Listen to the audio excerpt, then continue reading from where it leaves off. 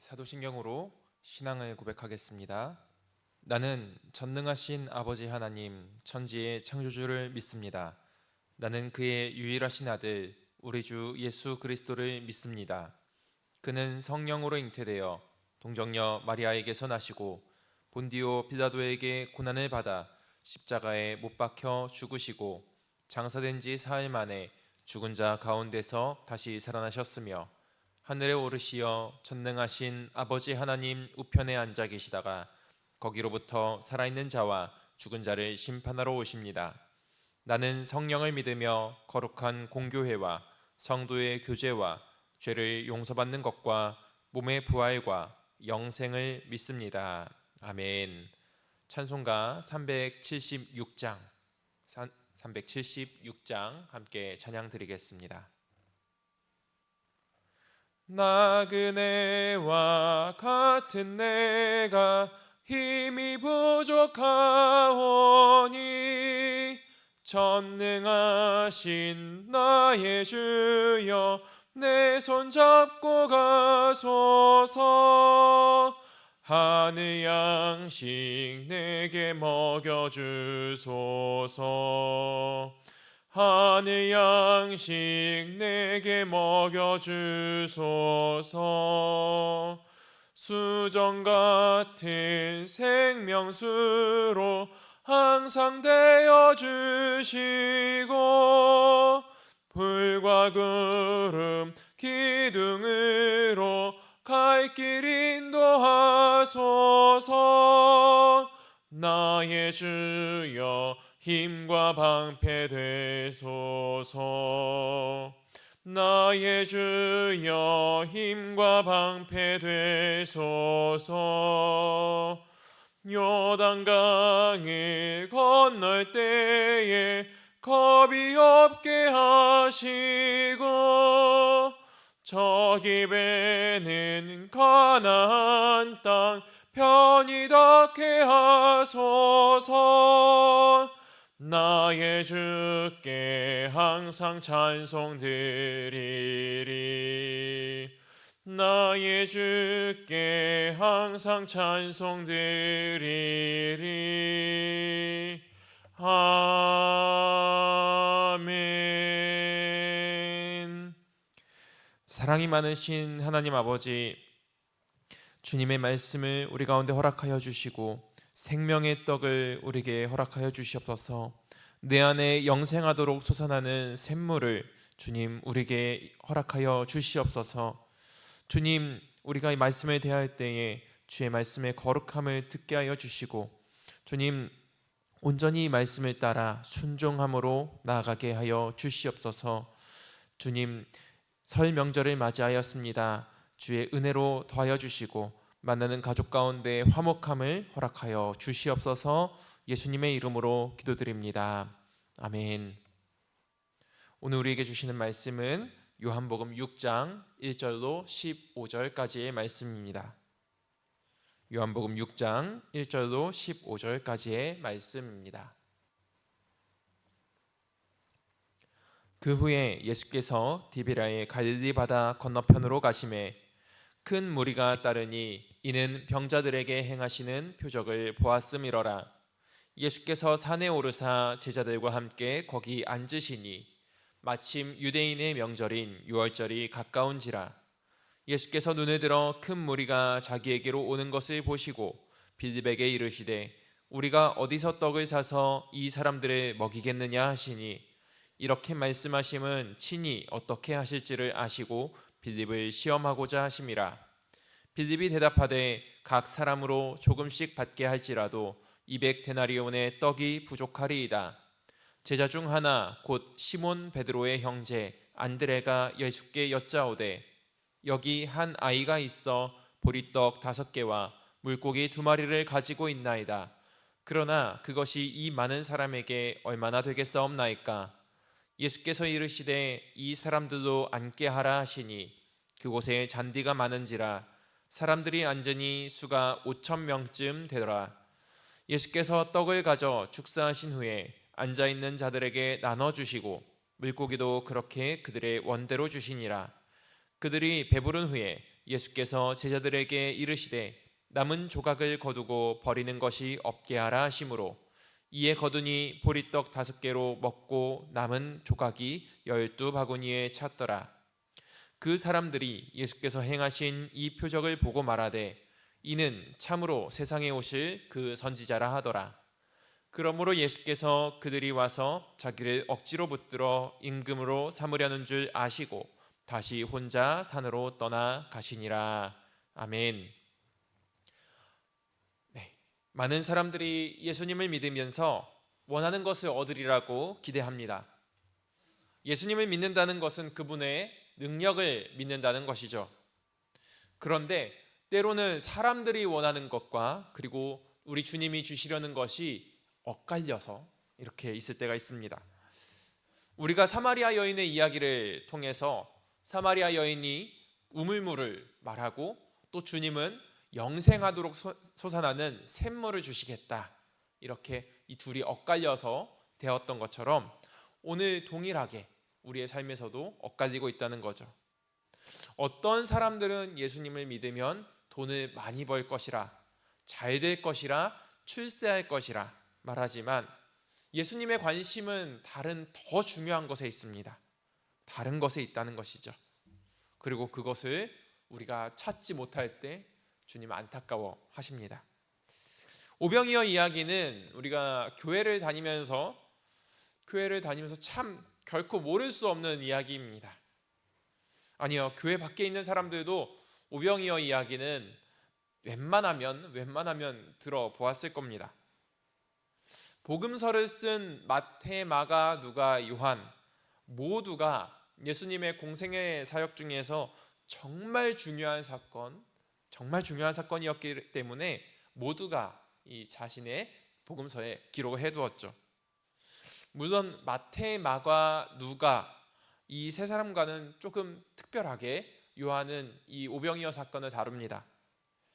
요한은 이 요한복음 전체에 걸쳐서 하고 싶은 말이 하나가 있는데요, 예수님은 하나님과 동일한 분이다라는 겁니다. 이것에 방점을 찍고 요한은 계속해서 이야기하려고 합니다. 그래서 보면 다른 복음서에서 넘어갔던 이야기가 요한은 더 자세하게 기록하는 것이 있습니다. 반대로 다른 복음서가 굉장히 열심히 기록하고 있는데 요한은 그 부분을 넘어가기도 하죠. 요한은 이 6장 전체 71절이나 됩니다. 71절이나 되는 이 6장 전체를 오병이어 표적, 그 다음에 오병이어 표적과 떡으로 주제를 이야기하고 있습니다. 곧 예수님은 영생을 주는 떡이라는 사실을 아주 치밀하게, 아주 디테일하게 이야기하려고 하는 거죠. 이 오병이어 사건의 배경이 되는 곳은 갈릴리 바다의 건너편 산이다라고 말하고 있습니다. 성경에는 이 로마 황제에게 봉헌되는 도시가 몇몇 곳 등장합니다. 대표적으로는 우리가 잘 알고 있는 베드로가 주는 그리스도시요 살아계신 하나님의 아들이시니다 고백했던 가이사랴 빌립보가 있습니다. 가이사랴라는 말은 가이사, 황제라는 뜻이고요. 빌립보는 이 헤롯 대왕의 아들들, 헤롯 대왕의 아들 중에 헤롯 빌립이라는 분봉왕이 봉헌한 도시, 그러니까 가이사에게, 황제에게 빌립이 드린 도시, 그래서 가이사랴 빌립보 이렇게 이름을 붙였습니다. 그리고 주 20년경에 동일하게 이 도시가 등장하는데요, 분봉왕 헤롯 안티파스, 동일하게 이 헤롯 빌립과 형제입니다. 헤롯 안티파스가 갈릴리 지역을 통치하면서 도시 하나를 건설했습니다. 신도시죠. 이 갈릴리 바다 서쪽 중앙에 이 신도시를 하나를 잘 멋있게 건설하고 로마 황제의 티베리우스 황제에게 이 도시를 봉헌합니다. 그리고 이름을 티베리아스라고 이름을 붙였던 거죠. 도시는 이 바다를 내려다봅니다. 이 호수가 큰 도시가 있는데요, 신도시가 짠 있으니까 도시를 얼마나 멋있었을까요? 근데 이 도시의 주인은 황제, 티베리아스 황제다. 그러니까 이 앞바다, 이 도시의 앞바다 역시 티베리우스가 다스리는 도시, 그리고 티베리아스가 함께하는 이 바다, 이렇게 설명이 되었던 거죠. 이 황제를 숭배하는 곳의 건너편으로 가셔서 예수님은 저 멀리 산에 올라가십니다. 그리고 그 산 위에서 티베리우스를 쫙 바라보시면서 설교하시는 거죠. 많은 사람들이 그 자리에 모였습니다.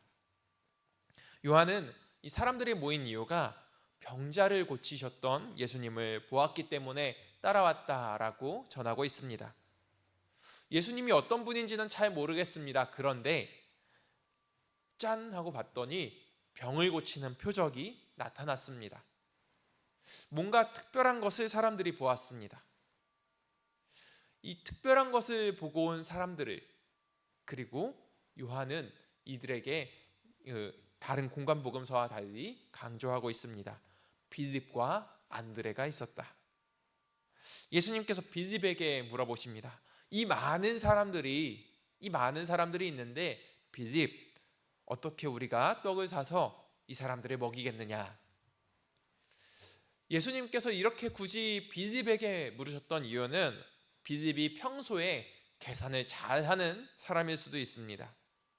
아니면 빌립이 이 베세다 출신이었기 때문에 이 지역을 잘 알아서 그렇게 떡을 구할 곳을 물어보셨는지도 모릅니다. 그러자 빌립은 이 질문에 전혀 한순간도 거리낌 없이 쫙 보더니 계산을 해냅니다. 떡을 조금씩 나눠주어서 먹게 하더라도 200데나리온이 부족할 것입니다 라고 빌립은 이야기하죠. 논리적이고 이성적으로 대답합니다.